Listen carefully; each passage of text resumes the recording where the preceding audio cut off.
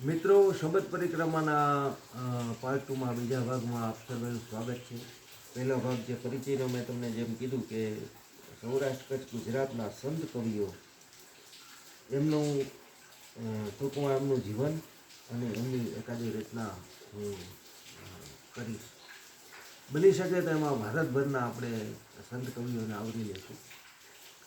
તો એમાં આજે શરૂઆત કરીએ શૃંખલાની શરૂઆત કરીએ તો પહેલાં રતનદાસ બાપુથી, સંત રતનદાસથી શરૂઆત કરીએ. રતનદાસ બાપુ એટલા માટે કે અમારા અમરેલી જિલ્લાના અમરેલીની બાજુમાં જ મોટા માચિયાળા ગામ છે, ત્યાં એમની સમાધિ આવેલી છે રતનદાસ બાપુની. તો એમનાથી શરૂઆત કરીએ. તો રતનદાસ બાપુનો જન્મ વાંકાનેર તાલુકાના દળવી ગામમાં થયેલો. માતાનું નામ દેવા ભગત,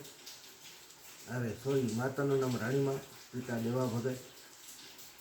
બહુ નાની ઉંમરમાં પિતા દેવા ભગતનું અવસાન થયું. તો ગુજરાન અર્થે માતાને લઈ અને જામનગર જિલ્લાના હરિયાણા ગામે આવ્યા. થોડાક સમય પછી માતાનું પણ અવસાન થયું. તો માતાનું ક્રિયાકર્મ કરી અને દેવ દર્શન અર્થે જુનાગઢ આવ્યા. ત્યાં નરસિંહ મહેતાનો ચોરો અને દામોદર કુંડમાં સ્નાન કરી અને પછી ગિરનારની તળેટીમાં આવ્યા. ગિરનારની તળેટીમાં એ વખતે શિવરાત્રિનો મેળો ચાલે અને અમારા અમરેલીના મૂળદાસ બાપુના શિષ્ય પીપલગ ગામના ભાણદાસ બાપુની ત્યારે આવતી. મૂળદાસ બાપુના શિષ્ય ભાણદાસ બાપુ. હવે એક ચોખવટ કરી દઉં કે જે સંત કવિ પરંપરામાં જે આવે છે ભાણસાજ, એ અને આ ભાણદાસ બાપુ જુદા. આ ભાણદાસ બાપુ મૂળદાસ બાપુ, અમારા અમરેલીવાળા મૂળદાસ બાપુના શિષ્ય, એમની ત્યારે આવતી. ત્યાં આવ્યા રતનદાસજી, ત્યાં સેવા ચાકરી કરી. બાપુનું ધ્યાન ગયું. બાપુએ એમને પૂછ્યું કે ભાઈ, બધી વિગત પૂછી, બધી વાત કરી. બાપુને લાગણી થઈ. પોતાની સાથે પીપલગ લેતા આવ્યા.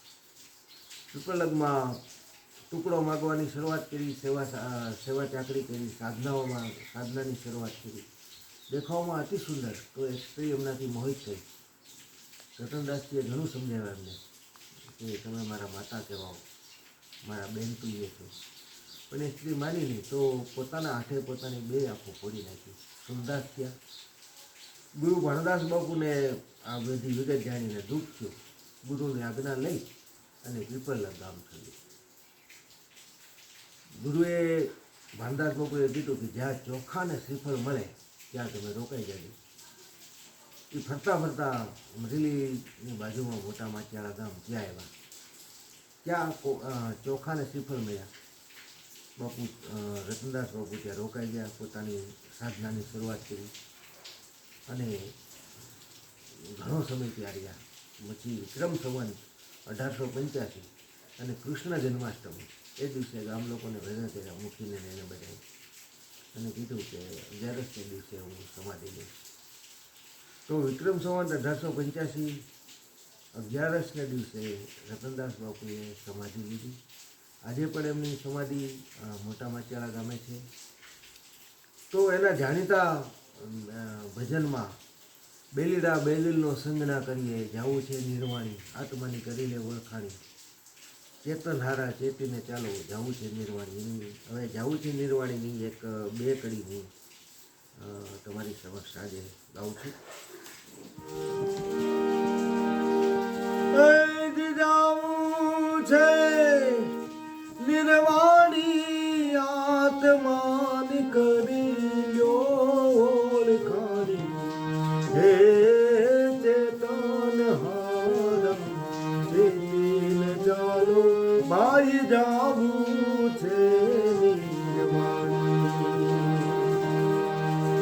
રાજા જાશે પ્રજા જાશે, જાશે રૂપાને રાણી.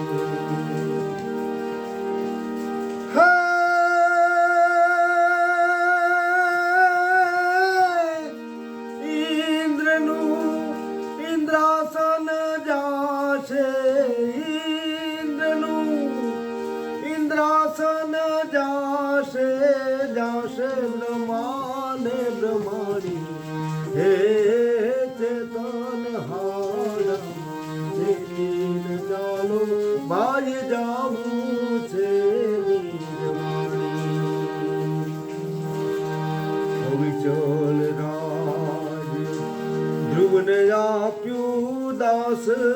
પોતાનું જાણી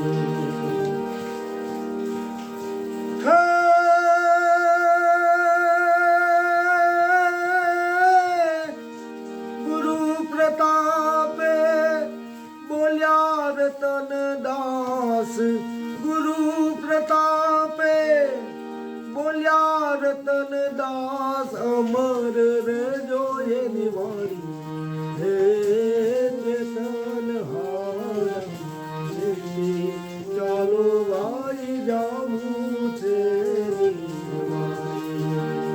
તો આજના એપિસોડમાં મેં રતનદાસ બાપુ વિશે વાત કરી.